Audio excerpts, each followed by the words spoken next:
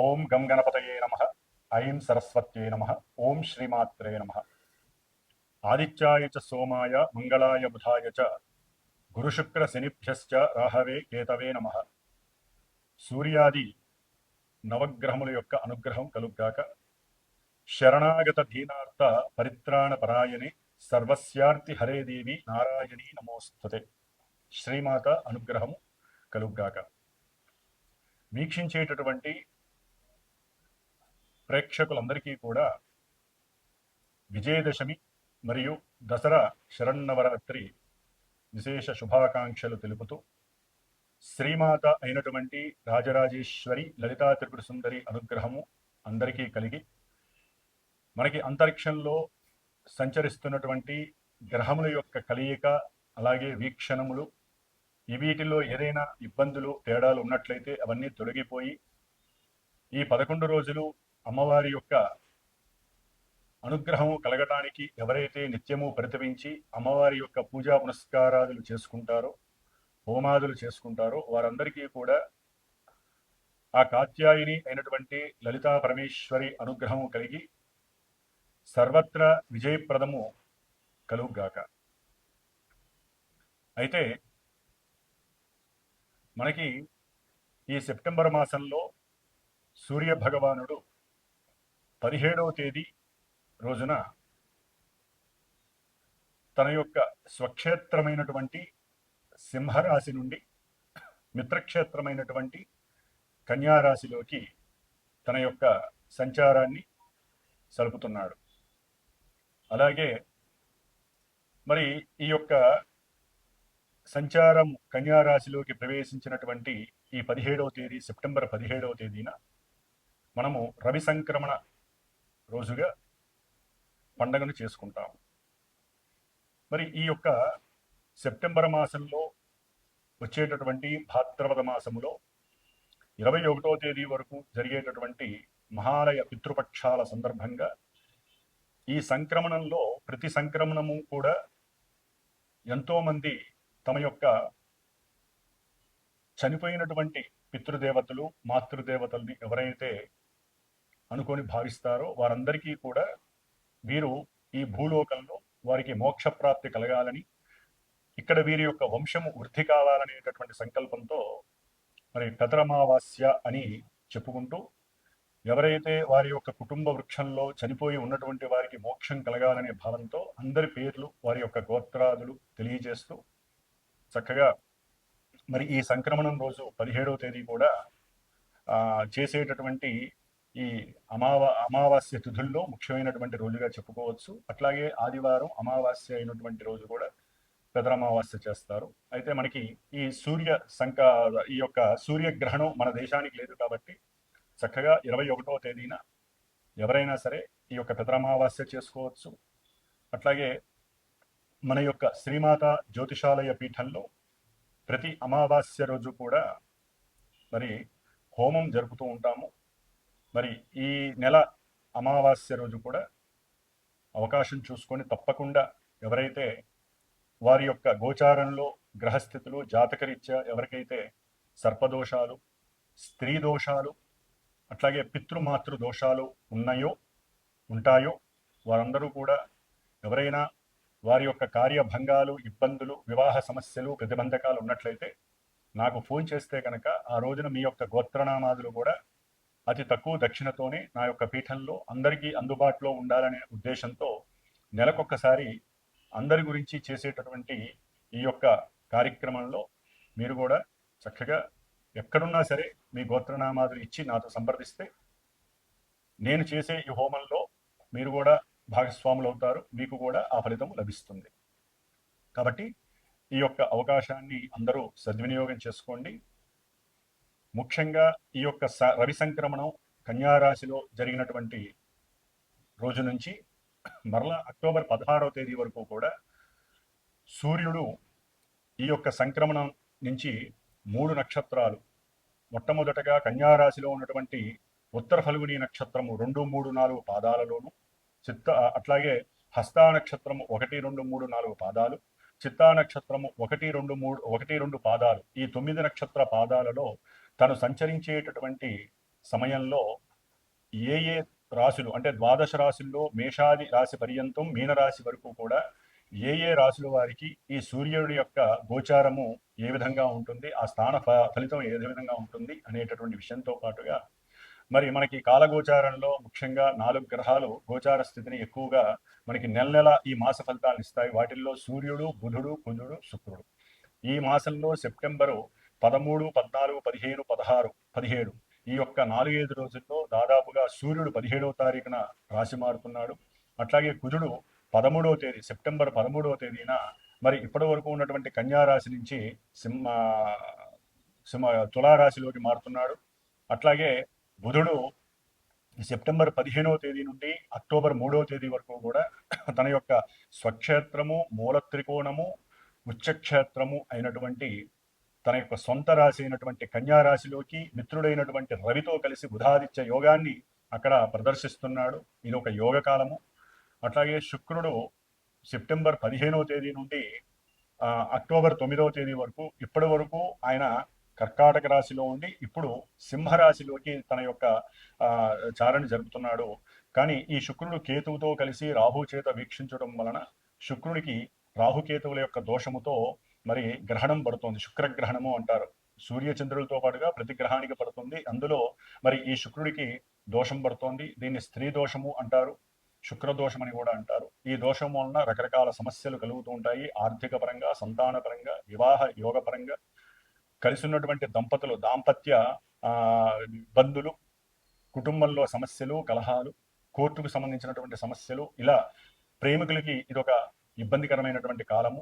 ఎందుకంటే శుక్రుడు కేతువు కలిసి ఉండటం ద్వారా ఆర్థిక మాంద్యము కలగటానికి, అట్లాగే కుటుంబంలో దోషాలు కలగటానికి, ఎన్నో రకాలైనటువంటి భావాలను ప్రదర్శించేటటువంటి శుక్రుడు పాపగ్రహమైనటువంటి కేతువుతోనూ పాపగ్రహమైనటువంటి రాహుతోనూ కలిసి అంటే ప్రయాణం ఆ యొక్క శత్రుక్షేత్రమైనటువంటి సింహరాశిలో ప్రయాణము చేస్తూ ఆయన మఖా నక్షత్రము, పుబ్బ, ఉత్తరా నక్షత్రాల్లో సంచరించే సమయంలో రకరకాల పలు విధాలైనటువంటి గోచార ఫలితాలు మనకి కళ్ళకు కనిపిస్తున్నట్టు ఉంటాయి.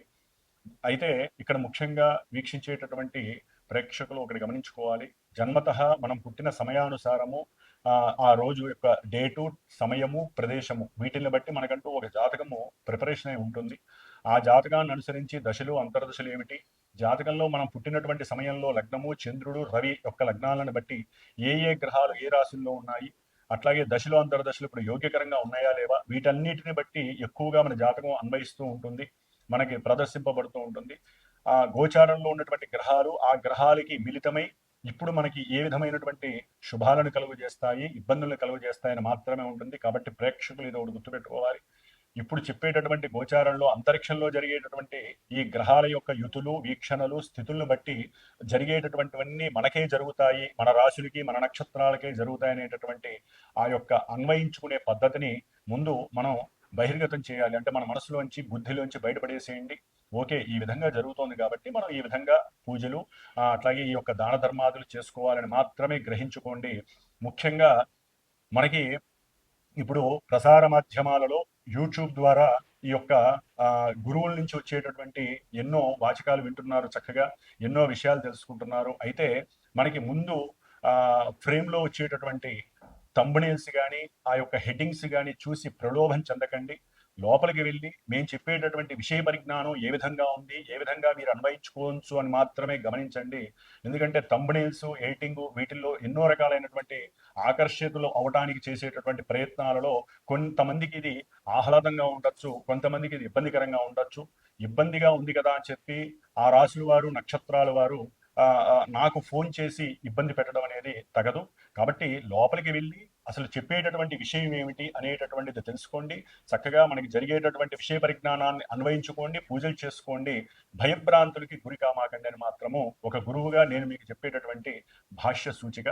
కాబట్టి అందరం కూడా ఇప్పుడు తెలుసుకుందాం ఏ ఏ రాశుల వారికి గ్రహాల యొక్క స్థితిగతులు ఏ విధంగా ఉన్నాయో తెలుసుకుంటూ చక్కగా ఇప్పుడున్నటువంటి గ్రహస్థితులను బట్టి మనకి ఏ మంచి జరుగుతుంది, ఏ రకమైన ఇబ్బందులకి ఏ రకమైనటువంటి మంత్రాలు లేకపోతే ఏ విధమైనటువంటి పూజలు చేసుకోవాలో చక్కగా మనం తెలుసుకుందాము. ముఖ్యంగా ఈ విజయదశమిలో ఈ 11 రోజుల్లో దుర్గాష్టమి రోజున మా యొక్క శ్రీమాత జ్యోతిషాలయ పీఠంలో దుర్గాష్టమి రోజున ఈ శుక్రుడు సూర్యుడి యొక్క సింహరాశిలో కేతువుతో రాహుతో వేధ బాధ చెందుతున్నట్టుగాను శుక్రగ్రహ దోష పరిహారార్థమై మరి అంతటి స్త్రీ శక్తి అయినటువంటి అమ్మవారు శుక్రుడి యొక్క అధిష్టాన దేవత కాబట్టి ఆ దుర్గాదేవి అనుగ్రహాన్ని చండీ రూపకంగా చండీ సప్తసతి పారాయణ హోమం జరుగుతుంది. కాబట్టి ఎవరైనా సరే శుక్రగ్రహానికి సంబంధించినటువంటి నక్షత్రాలు భరణి, పూర్వ ఫల్గుని, పూర్వాషాఢ నక్షత్ర జాతకులు, వృషభ రాశి, తులారాశికి సంబంధించిన వాళ్ళు, శుక్ర మహర్దశ అంతర్దశలు జరుగుతూ ఎవరైతే ఇందాక చెప్పినటువంటి ఇబ్బందుల్ని ఎదుర్కొంటున్నారో, స్త్రీ దోషాల వలన ఎన్నో సమస్యలు పడుతున్నారో, అంటే స్త్రీకి సంబంధించిన ఇబ్బందులు ఏదైనా కావచ్చు, భార్య కావచ్చు, బయట వాళ్ళు కావచ్చు, కాబట్టి కొన్ని అనారోగ్య సూచికాలు పడుతున్నారో, ధనపరమైన ఇబ్బందులు పడుతున్నారో, కోర్టు సమస్యలకు సంబంధించిన పరిస్థితులు పడుతున్నారో, ఇది ఒక మహద్భాగ్యమైనటువంటి సమయంగా భావించి మీరందరూ కూడా అవకాశం ఉంటే మీరు చేసుకునే పూజలు మీరు చేయండి, అమ్మవారి ప్రదక్షిణాలు అమ్మవారు చేయండి. ఎవరైనా ఇక్కడ దాకా రాలేనటువంటి వారు, హైదరాబాద్ రాలేనటువంటి వారు దూరంగా ఉండి మా మీద నమ్మకం ఉండి నా చేత పీఠంలో చేయబడేటటువంటి హోమాన్ని చక్కగా మీకు వీడియో ద్వారా చూపించబడుతుంది తర్వాత రోజుల్లో. అట్లాగే చేసిన ప్రసాదం కూడా మీకు అందజేయబడుతుంది. కాబట్టి ఎవరైనా సరే ఈ యొక్క హోమంలో చక్కగా ఉన్నంతలో తక్కువ దక్షిణలో చేసేటటువంటి ఈ యొక్క హోమానికి ఎవరైనా కనుక మనస్ఫూర్తిగా చిత్తశుద్ధిగా నమ్మి చేయించుకోగలిగితే ఫోన్ చేయండి. తప్పకుండా చేసి మీకు దానికి సంబంధించిన వీడియో మీకు చేరుతుంది. అట్లాగే దానికి సంబంధించిన హోమ భస్మము, కంకణ భస్మము కూడా మీకు చేరుతుంది. కాబట్టి ఇప్పుడు మనకి ద్వాదశ రాశుల యొక్క పరిస్థితులు ఏ విధంగా ఉన్నాయో తెలుసుకుందాం. ఓం శ్రీ వృశ్చిక రాశి. వృశ్చిక రాశి వారికి సెప్టెంబర్ 17వ తేదీ ఈ నెల ప్రారంభం నుండి అక్టోబరు 16వ తేదీ వరకు ఈ సూర్యుడి యొక్క సంక్రమణం కన్యారాశిలో ప్రవేశించడం చాలా చాలా విశేషకరమైనటువంటి ఎన్నో ప్రభుత్వపరమైనటువంటి లాభాలు వీరికి కనిపిస్తున్నాయి. వృశ్చిక రాశి వారికి లాభంలో ఉన్నటువంటి రవి విశేషమైనటువంటి లాభాలని, పిత్రార్జిత విషయంలో ఏదైనా కోర్టు సమస్యలు ఎదుర్కొంటున్న వారు కూడా ఇది చాలా గవర్నమెంట్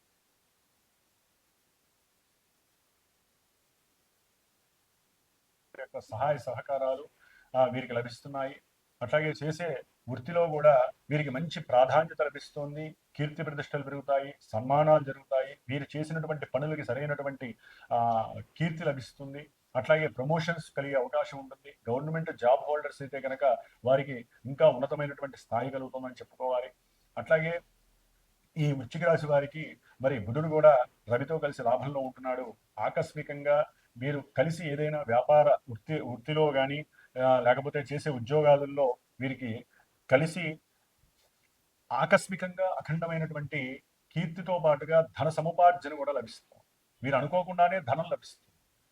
అట్లాగే పాత బాకీలు ఏదైనా ఉంటే వసూలు అవుతాయి. వీరికి ఎవరైనా ఇవ్వాల్సింది బాగా ఏడిపిస్తున్నారు అనుకోండి, చక్కగా వసూలు అయ్యే అవకాశం కూడా లభిస్తుంది. దీనికి గవర్నమెంట్ సహకారం కూడా ఒక్కోసారి, అంటే మీకు తెలిసిన ఫ్రెండ్స్లో ఎవరైనా గవర్నమెంట్ వాళ్ళు ఉన్నారనుకోండి, అది పోలీసులు కావచ్చు, లాయర్లు కావచ్చు, ఎవరైనా కావచ్చు, వారి యొక్క మాట సహకారం మీకు బాగా అందిపుచ్చుకోవచ్చు. దానివల్ల కూడా మీకు చక్కగా లాభం తిరిగి వచ్చేసుకోవాలి. అట్లాగే 12లో ఉన్నటువంటి కుజగ్రహం వలన మీరు ఏదైనా ఒక పనిని ప్రారంభిస్తే వాటిని అన్ని ఆటంకాలు, విఘ్నాలు కలగటం, అట్లాగే శత్రువులు పెరగటం, రుణములు వృద్ధి కలగటం, ఏదైనా ఒక గృహ సంబంధిత విషయాల యందు మీరు ఏదైనా అప్పు తెచ్చి గృహాన్ని నిర్మించాలనుకుంటే మొన్నటి వరకు బాగుంది, మరి ఈ నెల సెప్టెంబర్ 13 నుంచి కుజుడు 12వ స్థానంలో రావడం వలన ఆ ఆఫీసర్స్లో, అంటే మీకు ఎవరైనా అప్పు ఇచ్చిన బ్యాంకు ఉద్యోగస్తుల్లో ఆఫీసర్స్ ఉన్నా, లేకపోతే ఇప్పుడు తీసుకోవాలనుకుంటున్నా వారు స్త్రీ సంబంధిత విషయాలకు సంబంధించి వారు ఆటంకాలు కలుగు చేస్తారు. కాబట్టి వాళ్ళని అమ్మ అనుకుంటూ మీకు కావలసినటువంటి ఆ రుణాన్ని తెచ్చుకునే బాధ్యత అనుకోవాలి. కానీ కోపంతో ఊగిపోతే మటుకు ఆ స్త్రీ శక్తిగా మారి మీకు రావాల్సిన దాన్ని ఆఫ్ చేసే అవకాశం కూడా కలుగుతుంది. అవసరం లేనటువంటి ఎన్నో వృధా ఆలోచనలు కలుగుతాయి. జాగ్రత్త వహించడం మంచిది. అట్లాగే శృంగార సంబంధిత విషయాలలో పనికి మాలిన అవసరం లేని ఆలోచనలు వస్తే వాటిని కంట్రోల్ చేసుకోకపోతే మటుకు చాలా ఇబ్బందులు కలిగే అవకాశం ఉంటుంది. ముఖ్యంగా వృశ్చిక రాశి వారికి శుక్రుడు కేతువుతో కలిసి 10వ స్థానంలో ఉండటం ద్వారా మీరు చేసేటటువంటి ఉద్యోగ వ్యవస్థలో అవస్థలు కలగడానికి అవకాశం ఉంటుంది. అట్లాగే భార్యా సంబంధిత విషయాలలో కొన్ని మీకు ప్రతికూలమైనటువంటి ప్రతికూలతలు కలిగే అవకాశం కూడా కనిపిస్తోంది. ధన విషయంలో భార్యాభర్తల యొక్క సత్సంబంధ, సదాచార, ఆచార వ్యవహారాదులు ఎందు సరైనటువంటి సమైక్యత మీలో సానుకూలంగా కనిపించట్లేదనే భావన ఇప్పుడు ఉన్నటువంటి పరిస్థితులు కలుగు చేస్తున్నాయి. కాబట్టి ముఖ్యంగా చతుర్థంలో రాహు ఉండటం ద్వారా మరి వీరికి విద్యా సంబంధిత విషయాల యందు ఎంతో మంకుపట్టు ఉంటుంది. కానీ విద్యా విఘ్నాలు కలుగజేయడానికి రాహుగ్రహం కూడా ఉంది. కాబట్టి అట్లాగే కీర్తి ప్రతిష్టలు, సంఘంలో మీకున్నటువంటి కీర్తి ప్రతిష్టలు కొంత దిగజారే అవకాశం ఉంటుంది.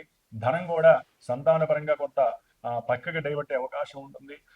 కొంచెం జాగ్రత్తగా ఉండకపోతే మీరు చేసే బిజినెస్ల్లో లాభం ఉంటుంది, కీర్తి ఉంటుంది రవి బుధుల వలన. కానీ శుక్రుడు సరిగ్గా లేకపోవడం వలన కొంత స్త్రీపరమైనటువంటి ధన వ్యయము, లేకపోతే ఉద్యోగంలో ప్రతిబంధకాలు, ఆటంకాలు ఒక స్త్రీ వలన ఈ వృశ్చిక రాశి వారికి కలిగి మిమ్మల్ని ఇబ్బందులు పాలు చేసే అవకాశం ఉంటుంది. విద్యారంగంలో విద్యార్థులకు కానివ్వండి, ప్రొఫెసర్స్కి కానివ్వండి, వీరికి కూడా కొంత విఘాతాలు, ఆటంకాలు కలిగి సమస్యలు పెరగడానికి అవకాశం ఎక్కువగా ఉంటుంది. సంతానపరమైనటువంటి సమస్యలు కూడా వీరిని కొంత మానసికంగా జుగుత్స చేసేటటువంటి అవకాశం కనిపిస్తోంది. ముఖ్యంగా వీరికి ఏదైనా సరే ఆకస్మికంగా ఉన్నటువంటి రోగము వృద్ధి కలగడానికి కుజగ్రహము, గురుగ్రహము మరి అనుకూలమైనటువంటి వారి మధ్య ఆ యొక్క వీక్షణలు కొంత ప్రతిబంధకము, ప్రతికూలతలుగా ఉన్నాయి. కాబట్టి కుజ గురుగ్రహాలకు సంబంధించినటువంటి కందిపప్పు, శనగలు ఏదైనా ఒక బ్రాహ్మడికి దానం చేసుకోండి. వారి యొక్క నెగిటివ్ ఎఫెక్షన్స్ మీకు తగ్గిపోతాయి. అనుకూలతలు పెరగడానికి ఈ దేవుడికి నైవేద్యమైనా సరే చేసుకోవడానికి, అంటే ఇప్పుడు చెప్పినటువంటి శనగలు దేవుడికి కాస్త నానబెట్టి నైవేద్యం చేసి శివుడికి నైవేద్యం పెట్టినట్లయితే కనుక కొంత అనుకూలతలు కలగడానికి అవకాశం ఉంటుంది. ఏదేమైనప్పటికీ వృశ్చిక రాశి వారికి రవి బుధుల యొక్క అనుకూలత వలన ప్రతి కార్యము సిద్ధిస్తుంది. అట్లాగే ఉద్యోగంలో ఎదుగుదల కలుగుతుంది. ఓం శ్రీమాత్రే నమః. ఎవరైనా సరే వారి యొక్క జన్మజాతక పరిశీలనకు, పర్యవేక్షణకి కావాలనుకుంటే నన్ను సంప్రదించండి. స్క్రీన్ పైన ఉన్నటువంటి ఈ ఫోన్ నెంబర్కి కాల్ చేసి వాట్సాప్లో మెసేజ్ ద్వారా కానీ, లేకపోతే నాకు డైరెక్ట్గా ఫోన్ చేయడం కానీ చేయండి. చక్కగా మీ యొక్క జన్మజాతక విశేషాలని తెలుసుకొని వివాహము, ధనము, విద్య, అట్లాగే చేసే వృత్తి ఉద్యోగాల ఎదుగుదల గురించి, కలుగుతున్నటువంటి కష్ట నష్టాలు ఏ గ్రహం యొక్క దశలు, అంతర్దశలు వలన కలుగుతున్నాయో వాటికి సరైనటువంటి శాంతులు చేసుకోవటం, పూజాధికాలు, హోమాదులు, అభిషేకాలు చేసుకొని ఈ మనం అనుభవించే ఈ కర్మ దోష నివృత్తికి ఈ దైవారాధనలు, మంత్రప్రయోగం ద్వారా మాత్రమే ఆచరించుకొని మనం బయటపడగలం. కాబట్టి మనం ఈ విధమైనటువంటి ఎవరైనా సరే జాతకరీత్యా ఏ సమస్య ఉన్నా సరే ఫోన్ చేయండి. దానికి తగ్గ సరైనటువంటి దక్షిణ రుసుముని చెల్లించి మీకు కావలసినటువంటి జ్ఞానాన్ని ఇవ్వడానికి నేను సిద్ధంగా ఉన్నాను. కాబట్టి ఏ పూజలైనా సరే మా యొక్క శ్రీమాత జ్యోతిషాలయ పీఠంలో నిత్యము కూడా ఈ గ్రహాలకు సంబంధించినటువంటి జపాలు జరుగుతూ ఉంటాయి, రుద్రాభిషేకాలు జరుగుతూ ఉంటాయి. ప్రతి నెల అమావాస్య రోజున పీఠంలో ఎవరికైతే సమస్యలు ఉన్నాయో వారు విడిగా హోమం చేసుకోవాలంటే చాలా విపరీతమైనటువంటి ఖర్చులు అవుతున్నాయి. కాబట్టి ఉన్నంతలో తగినటువంటి దక్షిణతో ఈ ప్రతి అమావాస్య రోజున కూడా మా పీఠంలో హోమం జరుగుతుంది. కాబట్టి ప్రత్యక్షంగానైనా కూర్చోవచ్చు, లేదా ఎక్కడ దూరంగా ఉన్నటువంటి వారు గోత్రనామాలు ఇచ్చైనా సరే చేయించుకోవచ్చు. ఆ ప్రసాదాలు మీకు అందజేయబడతాయి. కాబట్టి ఇది గమనించి ఎవరైనా సరే ఈ యొక్క అవకాశాన్ని భాగ్యంగా మీరు తీసుకోమని చెప్పి నేను మీకు విన్నవించుకుంటున్నాను. ఓం శ్రీమాత్రే నమో నమః.